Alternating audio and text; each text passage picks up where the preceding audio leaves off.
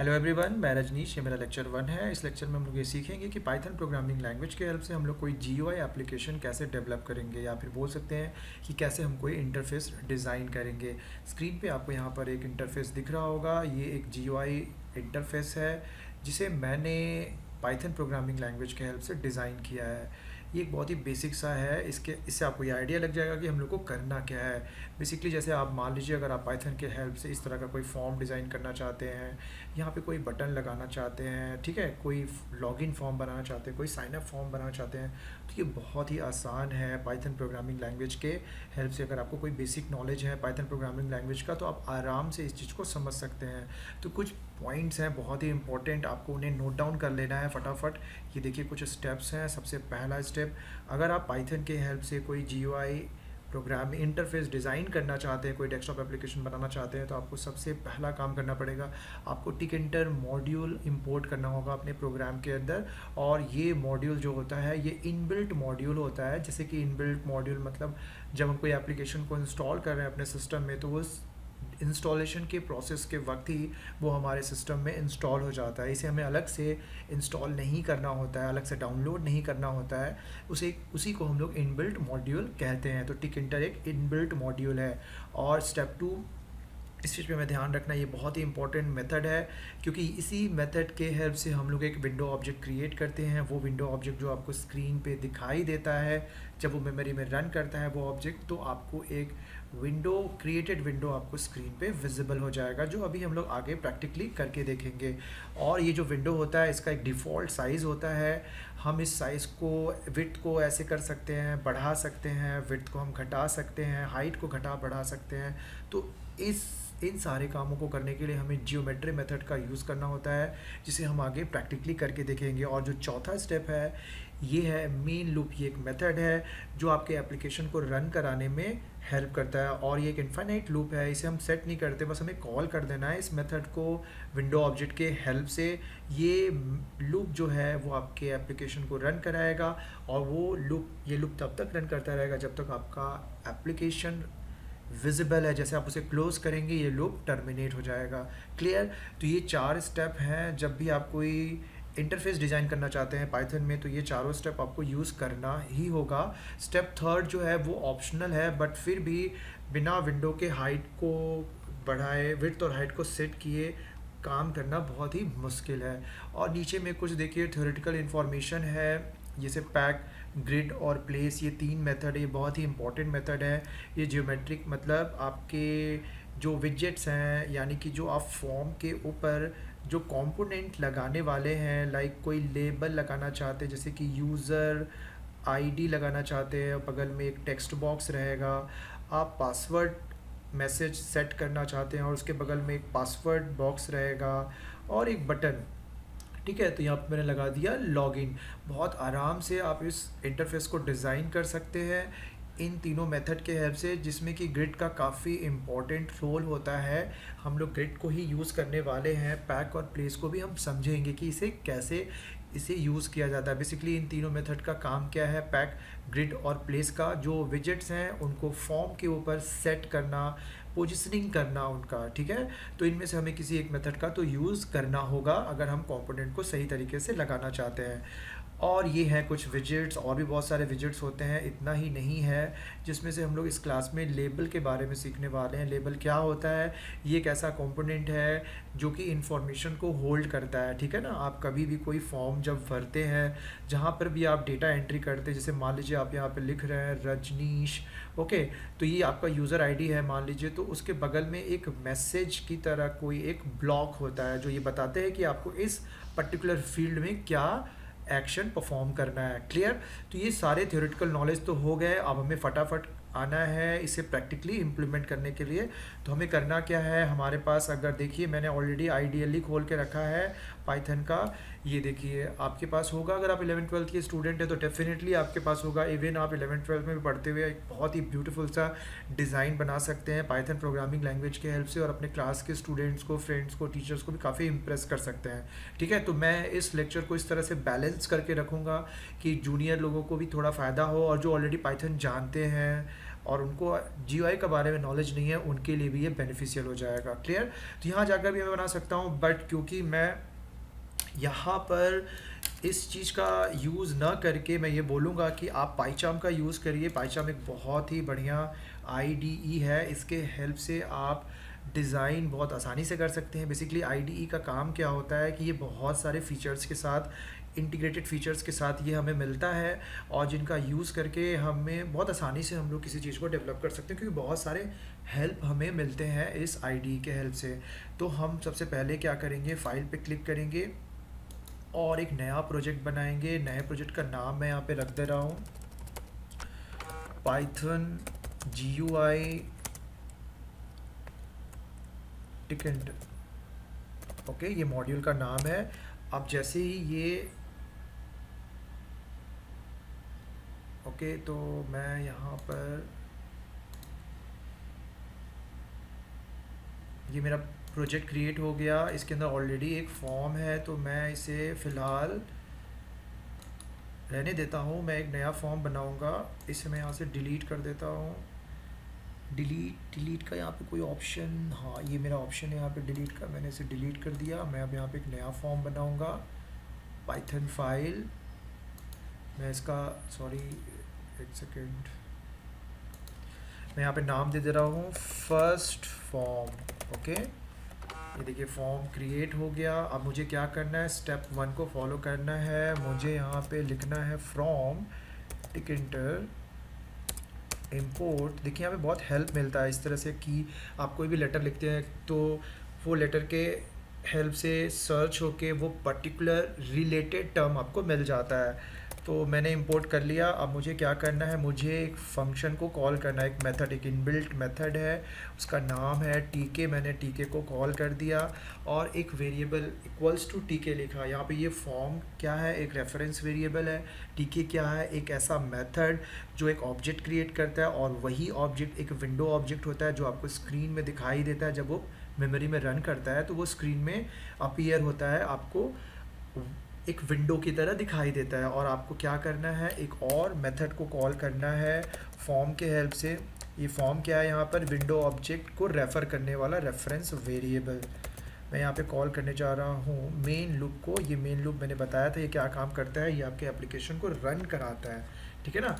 तो मैं अब इसे अगर रन कराऊँ अपने इस फाइल को, पाइथन के इस मॉड्यूल को, तो देखिए मुझे यहाँ पर एक छोटा सा इंटरफेस दिखाई दे रहा है, एक विंडो दिखाई दे रहा है जिसका एक डिफ़ॉल्ट विड्थ और हाइट है, जिसका एक टाइटल है। ठीक है, तो मैं क्या करता हूँ, इसके विड्थ और हाइट को थोड़ा सा सेट कर देता हूँ, और टाइटल भी थोड़ा सा चेंज करता हूँ जिससे कि ये थोड़ा अच्छा लगने लगे। तो मैं यहाँ पे लिखता हूँ फॉर्म डॉट जियोमेट्री मेथड को मैं कॉल कर देता हूँ, और इसके अंदर मैं दे देता हूँ इसका विड्थ और हाइट। विड्थ दे देता हूँ 300 और हाइट दे देता हूँ मैं इसका 200। एक्स लिखिएगा वहाँ पर, इनटू मत लिखिएगा क्योंकि मुझे भी प्रॉब्लम हुआ था बिगिनिंग में। और मैं इसका टाइटल सेट कर देता हूँ, सेट टाइटल। ओके, तो टाइटल इसका एक मेथड है, और इसमें मैं टाइटल सेट करता हूँ my first form. Okay, first GUI form. तो इसे अब मैं रन कराता हूँ, तो ये देखिए ये मुझे यहाँ पर माय फर्स्ट GUI फॉर्म दिखाई दे रहा है। ठीक है ना? अब हम इसके ऊपर कोई भी लेबल लगा सकते हैं बहुत आराम से। इसके पहले वाले पे भी हम लेबल लगा सकते थे, बट हमने यहाँ पे अपने हिसाब से विड्थ और हाइट को सेट किया। ठीक है, अब यहाँ पे विड्थ और हाइट ये देखिए रीसाइजेबल है, मतलब हम इसे इसके साइज़ को घटा बढ़ा सकते हैं। तो ये तो ठीक नहीं है, हम इसे चाहें तो चेंज भी कर सकते हैं। इसे चेंज कर देना चाहिए, क्योंकि आपने जिस तरह से डिज़ाइन बनाया है, अब किसी बंदे ने इसके हाइट को घटा बढ़ा दिया तो आपका जो डिज़ाइन का जो अपीयरेंस है, जो वो अपीयरेंस चला जाएगा। तो सबसे पहला काम एक और करना है, यहाँ पे फॉर्म डॉट रीसाइजेबल मेथड को कॉल करना है, और यहाँ पे विड्थ और हाइट को हमें क्या कर देना है, फॉल्स कर देना है। ठीक है, तो मैं यहाँ पे फॉल्स कर देता हूँ, और हाइट को भी मैं यहाँ पे फॉल्स कर देता हूँ। अगर आप चाहते हैं कि हाइट रिसाइजेबल रहे तो आप उसे ट्रू कर दीजिएगा। तो मैं इसे यहाँ पे फॉल्स कर देता हूँ, ठीक है। अब मैं फिर से इसे रन करा रहा हूँ और फिर आप देख लीजिए यहाँ पर कि किस तरह का भी दिख रहा है। अब ये देखिए, आप विड्थ और हाइट को आप नहीं कर सकते, ये कोई ऑप्शन ही नहीं है यहाँ पे इसे छोटा बड़ा करने का। मैं इसे क्लोज कर दे रहा हूँ। अब हमारा काम है लेबल लगाना। हमें यहाँ पे एक लेबल लगाना है। तो लेबल कैसे लगाएंगे, हम यहाँ पर एक कमेंटिंग कर दे रहे हैं, label, adding label, okay, adding label. Label के लिए एक मेथड होता है लेबल मेथड। पहले हम एक नाम लेंगे, नेम LBL1, ओके। तो मैं इसका नाम, मैंने एक रेफरेंस वेरिएबल, जैसे हम लोग a = 5 b = 6 लिखते हैं, उसी तरह से हमने यहाँ पे एक रेफरेंस वेरिएबल ले लिया। अब लेबल मेथड को हम यहाँ पे कॉल कर दिए। अच्छा, लेबल मेथड को कॉल करने के बाद हमें इसके अंदर पैरामीटर्स पास करना होता है। हमें लेबल को किस फॉर्म से अटैच करना है, उसका रेफरेंस हमें यहाँ पे देना पड़ेगा। तो वो है आपका FORM, फॉर्म, जो लाइन नंबर 4 में आपको दिख रहा है, उसे ही हमें यहाँ पर पास करना है, क्योंकि उसी फॉर्म में हम अपने बटन को लगाना चाहते हैं। क्लियर?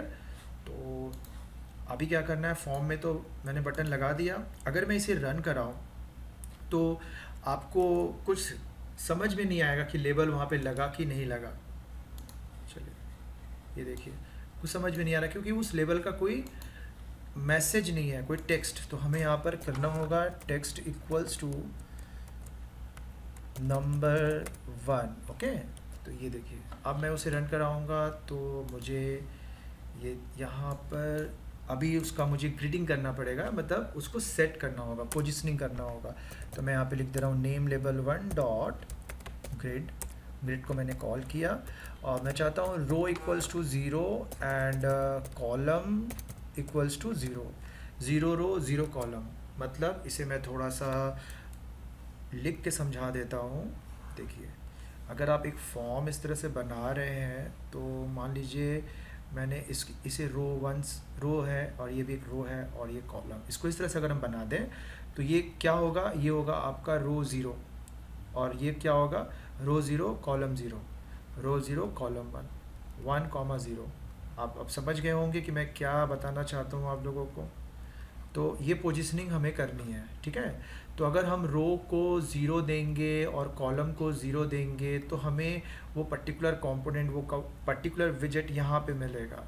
अगर हम रो को 1 रखेंगे, ठीक है ना, और कॉलम को अगर हम 0 देंगे तो हमें वो विजेट इस जगह पे मिलेगा। तो जिस तरह का हम पोजीशनिंग देंगे हमें वो विजेट वहीं पे मिलेगा। क्लियर? तो अभी क्या करना है, फिर से वापस आ जाते हैं प्रोग्राम में।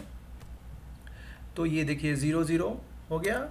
अब मैं इसे अगर रन कराऊंगा तो आपको यहाँ पर एक लेबल दिखाई देगा, ये देखिए, ठीक है। अब मुझे क्या करना है, अगर मुझे इसका कलर चेंज करना है तो हम यहाँ पे कलर दे सकते हैं। जैसे कि बैकग्राउंड कलर मान लीजिए मुझे डालना है, मैंने बैकग्राउंड कलर डाल दिया, सपोज कर लीजिए पिंक, या हाँ मैं पिंक नहीं, मैं सियान कलर डाल देता हूँ। और फोरग्राउंड कलर डालना है तो FG = रेड। रेड आपको समझ में आएगा वहाँ पे, इसलिए मैंने रेड कलर दे दिया। ये कोई अच्छा कॉम्बिनेशन तो नहीं है, बट अभी मैं फ़िलहाल उतना डिज़ाइनिंग पे फोकस नहीं कर रहा हूँ, ब्यूटिफिकेशन पे मैं फोकस नहीं कर रहा हूँ। ये देखिए मेरा लेबल है यहाँ पे, ठीक है। तो इस तरीके से आप लेबल आराम से बना सकते हैं। अब मान लीजिए मुझे एक और लेबल लगाना है तो मुझे क्या करना होगा, मुझे एक और लेबल लेना होगा। तो मैं यहाँ पे लिख दे रहा हूँ लेबल 2, ओके। तो फिर से मुझे लेबल मेथड को कॉल करना होगा और इसके अंदर पहला पैरामीटर क्या पास करेंगे, फॉर्म। फिर हम टेक्स्ट पास करेंगे नंबर 2 और इसका बैकग्राउंड कलर वही सेम दे देंगे हम यहाँ पे, सियान। और इसे आप कोट में डालना, नहीं तो एरर आ सकता है, आएगा एरर। और ये हो गया FG = रेड। क्लियर? ये तो मैंने लेबल का ऑब्जेक्ट बनाया। अब मुझे उस लेबल के ऑब्जेक्ट को पोजिशनिंग करना पड़ेगा उसका। तो ये मैं मेथड नेम लेबल 2 के हेल्प से कॉल करने जा रहा हूँ ग्रिड मेथड को। और ग्रिड मेथड में ध्यान दीजिएगा यहाँ पे मुझे कहाँ पे लेबल को रखना है। मुझे लेबल को रखना है इस तरीके से, उसके जस्ट नीचे। जैसे ये लेबल है ना, यहाँ पे एक इन्फॉर्मेशन था, मुझे उसके जस्ट नीचे रखना है। तो ये तो हो गया रो नंबर 0, तो ये क्या है, रो नंबर 1। अच्छा, ये कौन सा कॉलम है, 0। तो यानी कि मुझे रो को क्या रखना होगा, 1, और कॉलम को क्या रखना होगा, 0, तब मुझे वो यहाँ पे मिलेगा। आप यहाँ से भी समझ सकते हैं, देखिए रो नंबर 1 कॉलम नंबर 0। तो वही काम हमें यहाँ पे करना है। इधर में क्या करना है, रो जो है उसे हम दे देते हैं 0 और कॉलम इक्वल्स टू 1 कर देते हैं। सॉरी, रो कॉलम को 0 रखते हैं और रो को कर देते हैं 1। क्लियर। अब मैं इसे रन करा रहा हूँ इधर में, देखिए इस तरीके से ये आपको यहाँ पर दिखाई दे रहा है। एकदम से सटा हुआ आ गया यहाँ पे, क्योंकि वो वहाँ पर इसके मार्जिन को भी हम लोग अरेंज कर सकते हैं, जो कि हम लोग आगे की वीडियो में समझेंगे। मेरा अभी प्राइमरी फोकस यही था कि कैसे हमें विंडो बनाना है, विंडो कैसे क्रिएट करना है। ये देखिए लाइन नंबर 4 टाइटल सेट करना, लाइन नंबर 5, लाइन नंबर 6 में साइज सेट करना, लाइन नंबर 7 में उसके रिसाइजेबल प्रॉपर्टी को फॉल्स और ट्रू आप कर सकते हैं रिसाइजेबल मेथड के हेल्प से। उसके बाद हम यहाँ पे एक विजेट ऐड किए हैं, उसके लिए हमने एक लेबल का ऑब्जेक्ट क्रिएट किया और उसे ऐड कर दिया ग्रिड मेथड के हेल्प से, उसका पोजीशनिंग कर दिया और उस लेवल का मैंने टेक्स्ट दिया, बैकग्राउंड कलर दिया, फोरग्राउंड कलर दिया। इस तरीके से यहाँ पर लेबल 1 और यहाँ पे लेबल 2 दो चीज़ें क्रिएट हुई और उन्हें मैंने फॉर्म में ऐड कर दिया। तो ये एक बहुत ही बेसिक सा इंफॉर्मेशन था जिसको मैंने समझाया है, अपनी बेस्ट ट्राई किया है ताकि आप लोग को ये समझ में आ जाए। और अगर आपको सपोज कर लीजिए इसे बनाना है अगर आपको इसके हेल्प से, तो आप इसे यहाँ पे मैंने वहाँ से देखिए कॉपी पेस्ट किया, इसे मैं सेव करने जा रहा हूँ। सेव एज, मैं इसे फ़िलहाल सेव करता हूँ पाइथन फोल्डर के अंदर, CBSE के अंदर। यहाँ पे मैं इसका नाम देता हूँ form.py। अब मैं इसे रन कराऊँगा इधर में, तो ये देखिए वहाँ से भी आप इसे रन करा सकते हैं। क्लियर। तो इस तरीके से मैंने आपको सारी चीज़ें बता दी, लेबल कैसे ऐड करना है, फॉर्म कैसे क्रिएट करना है, साइज़ उसका कैसे सेट करना है, ये सारी चीज़ें। तो आज के इस लेक्चर में इतना ही। अगर आपको मेरा लेक्चर पसंद आया हो तो आप मेरे इस लेक्चर को मतलब मेरे चैनल को सब्सक्राइब करिए, लाइक करिए। वीडियो पे कोई कमेंट करना है तो आप कमेंट कर सकते हैं। किसी भी तरह का कोई प्रॉब्लम, कोई रिक्वायरमेंट कि आपको ये चीज़ नहीं समझ में आए तो आप बेझिझक आप कमेंट कर सकते हैं, मैं डेफिनेटली उसे सॉल्व करूंगा। मुझे आप लोग की सपोर्ट की ज़रूरत है, मैं अपने चैनल को ग्रो कराना चाहता हूं। आज की इस वीडियो में इतना ही। Thank you.